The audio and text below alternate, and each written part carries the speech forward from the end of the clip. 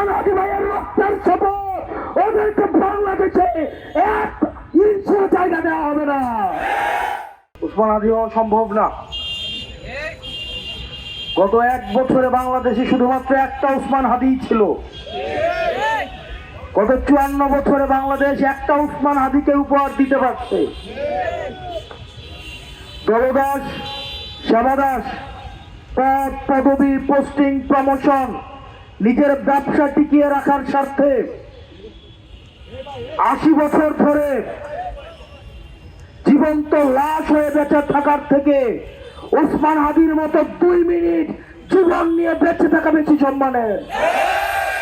আপনি চাইলে উসমান হাদি হইতে পারবেন না, আমি চাইলে উসমান হাদি হইতে পারবো না। উনি বাংলাদেশকে ইনসাফের পথে নিয়ে যাইতে চাইছে। আমরা ব্যক্তি স্বার্থে, দলীয় স্বার্থে, সিটের স্বার্থে, ব্যবসায়িক স্বার্থে, একটা টিভি চ্যানেল পাওয়ার জন্য, একটা গরুর হাটের জন্য, একটা বাজারের ইজারার জন্য, একটা থানা কমিটির জন্য, একটা জেলা কমিটির জন্য, ইউনিয়ন সভাপতি হওয়ার জন্য নিজের মেরুদণ্ড বিক্রি করে দিয়ে আমরা সেবাদাস হয়ে থাকতে চাই। রাজনৈতিক দলগুলো তেলনীয় হয়ে গিয়েছে। প্রিয় ভাইরা, উসমান হাদির কাছে আমাদের প্রতিজ্ঞা আছে। উসমান হাদির যে শহীদ মৃত্যুর যে আকাঙ্ক্ষা, সকল ধরনের দুনিয়াবি লোভ, প্রত্যাশা, পদের লোভ, এগুলোর ঊর্ধ্বে উঠে উনি বাংলাদেশের প্রশ্নটা সবচেয়ে বড় আকারে উনি রেখেছেন। দুর্ভাগ্যজনক বিষয়, আমরা ওনাকে ধারণ করতে পারি নাই। গতকালের গুলিটা উসমান হাদির মাথা দিয়ে ফুটো করে যায় নাই, এটা বাংলাদেশের প্রত্যেকটা মানুষের বিবেক ফুটো করে গেছে।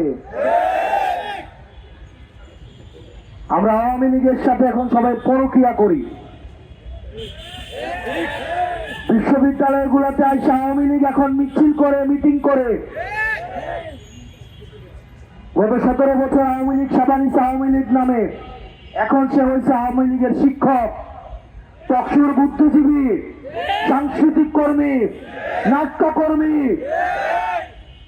ফ্যাসিস্টের কোন ধরনের বাংলাদেশে কোন স্পেস হবে না, সে যেই নামেই থাকুক না কেন। এখন যে গুলশানের জাতীয় পার্টি নামে এই কুলাঙ্গাররা আবার ঐক্যবদ্ধ হচ্ছে। উসমান হাদি ভাইয়ের রক্তের শপথ, ওদেরকে বাংলাদেশে এক ইঞ্চিও জায়গা দেওয়া হবে না।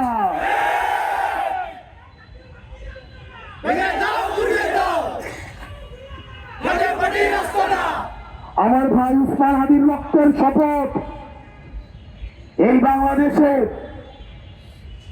দিল্লির এক্সটেনশন, ইন্ডিয়ার আধিপত্য এই বাংলাদেশে কোন ফর্মেই, কোন ব্যক্তির মাধ্যমে, কোন ইনস্টিটিউশনের মাধ্যমে, প্রকৃতিজীবীর মাধ্যমে, পেশাজীবীর মাধ্যমে এই বাংলাদেশে কোনদিনও আর ঢুকবে না।